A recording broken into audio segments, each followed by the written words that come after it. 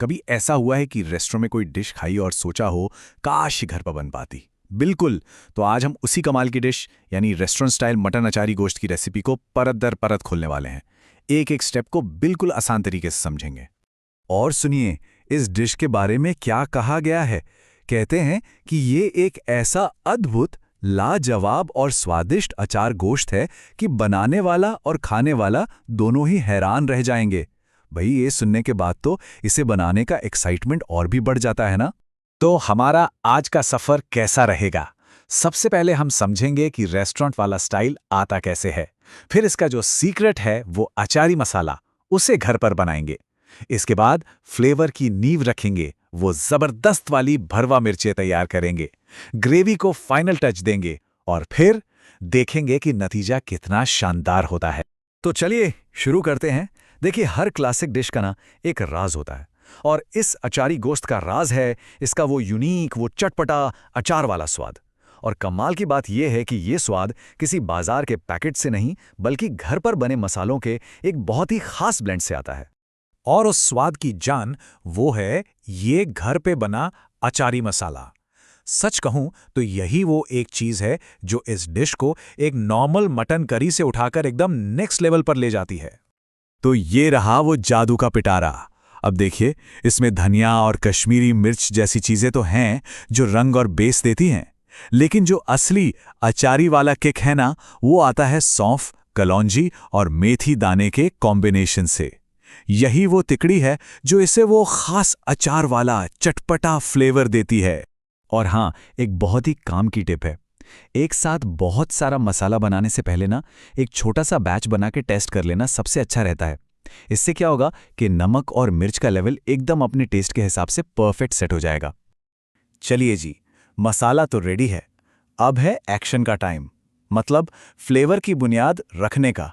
अब हम मटन को भुनेंगे, उसमें मसाले डालेंगे और उसे इस तरह पकाएंगे कि हर बोटी में स्वाद अंदर तक समा जाए। तो कहानी की शुरुआत होती है मटन को अच्छे से भूनने से। हमें इसे तब तक भूनना है जब तक इसका रंग बदल ना जाए। इस प्रोसेस से होता क्या है कि गोश्त पर एक हल्की सी ब्राउन लेयर बन जाती है जो सारे जूस को अंदर ही लॉक कर देती है। फ्लेवर यहीं से बनना शुरू होता है।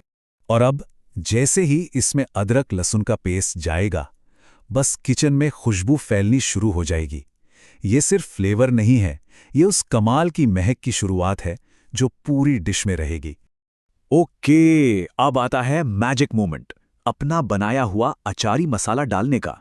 लेकिन एक बात का खास ध्यान रखना है, मसाला डालते ही आंच को एकदम धीमा कर देना है। इससे मसाले जलेंगे नहीं, बल्कि आराम से अपना सारा फ्लेवर और खुशबू तेल में रिलीज करेंगे। इसके बाद डालेंगे टमाटर का पेस्ट और फिर होगी भुनाई।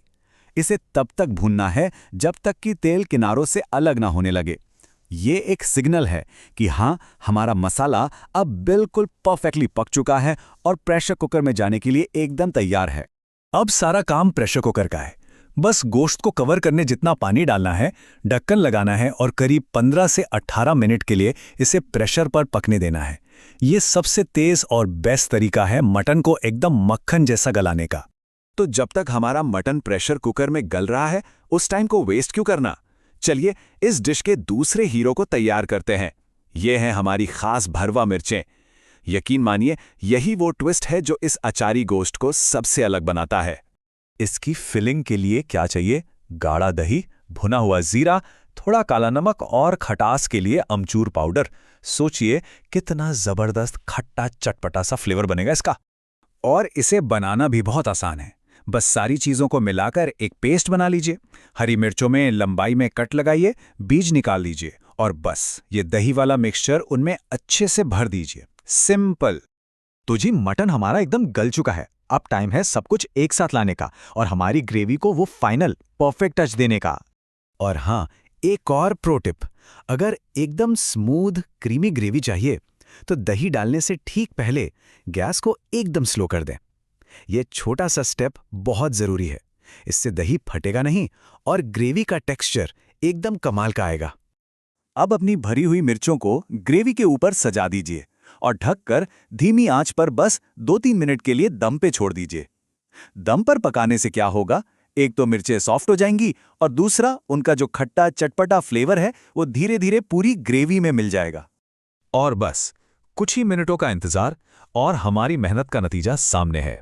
तो चलिए देखते हैं कि ये शानदार अचारी गोश्त आखिर में कैसा दिखता है और महकता है। और जब ये डिश तैयार हुई तो रिएक्शन कुछ ऐसा था, माशाल्लाह क्या शानदार रंग है, गजब का टेक्सचर, खुशबू तो अद्भुत है और स्वाद लाजवाब। मुझे लगता है ये शब्द ही काफ़ी हैं बताने के लिए कि डिश कैसी बनी होगी। किसी भी गोश्त की डिश की कामयाबी का सबसे बड़ा पैमाना होता है उसका टेक्सचर, और यहाँ तो गोश्त इतना नरम पका है कि उसके लिए शब्द इस्तेमाल हुआ है पिघल गया, मतलब एकदम परफेक्ट। और पहला बाइट लेने के बाद जो फाइनल वर्डिक्ट था वो तो सब कुछ कह देता है। माशाल्लाह, वाह क्या चीज़ बनी है, कमाल ही बनी है, इससे बड़ी तारीफ तो हो ही नहीं सकती। तो ये पूरी प्रक्रिया देखने के बाद एक सवाल मन में जरूर आता है, क्या घर के खाने को रेस्टोरेंट वाले लेवल पर ले जाने का असली राज बाजार के मसालों में नहीं बल्कि अपने हाथ से बनाए गए इन खास मसालों के मिश्रण में छिपा है? इस बारे में सोचिएगा जरूर।